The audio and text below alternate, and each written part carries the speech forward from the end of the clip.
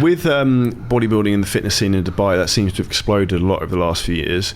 What do you feel is driving that? Now, obviously, the local population is slightly smaller. Yeah. Do you think they're pushing it as well as the like expats coming into Dubai? It depends on the audience we're talking about, but in general, if we talk about it worldwide, is Dubai growing in terms of bodybuilding? Yeah, it is definitely. Like you guys coming here and expanding your business and doing your thing, and Dubai is a very good hub for anything, to be honest. It's not just bodybuilding. So when COVID happened, like Dubai were one of the first cities that opened everything, and then a lot of people came and stayed here for good, and then I felt like this was a changing point for Dubai in terms of bodybuilding. Like people came to Binos and all the gyms were open, other places were like, the country was closed, you know. So then this big change happened, and it's growing really well, and we're getting a big celebrities coming to Binos every other day, and some of them going back, some of them staying for good. Like I feel like even Dubai, it's not just it's growing a lot, it's a sign that we can host Olympia or like Arnold Classic one day. But it's a matter of time until yeah. Like the growth is happening, yeah. And this I think we will reach that point one day, because accessibility to Dubai is super easy. The living here, it's a stereotype, expensive. No, it's like any other country. And some places like Iran and these people who really can't go to the US, like Dubai is in the middle of the world, you know, and everything is, you can find everything. So also, if you look, current Miss Olympia, 82 pounds Iranian. Exactly, yeah. Not like Hadi is blessed to go to the US.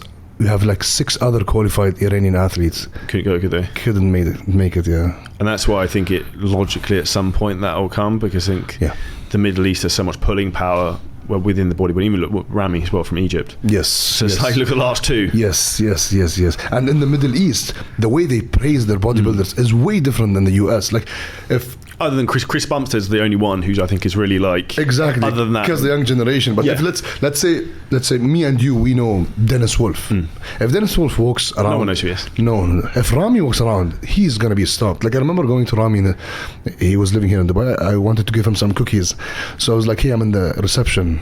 He's like, I can't come down. I understand. So I went up to his apartment. Like when he comes here, like everyone wants to take photo with him. He's a very well-known celebrity. Back in Egypt, he has a full street or like a square named by Big Rami. So they really appreciate bodybuilding. That's why I'm saying it's not only in the US, but if you come to the other side of the world, here people are not only loving bodybuilding, they're crazy. Fanatical. Yeah, they're on another level. Like you see Hadi when he goes back home, yeah? I think got statues of him there, I think. Like, see, that's what I'm talking about. Do you think there'll ever be a Olympia champion from the UAE? Very hard, I can tell. Yeah. Well, UAE is a small country. UAE champion.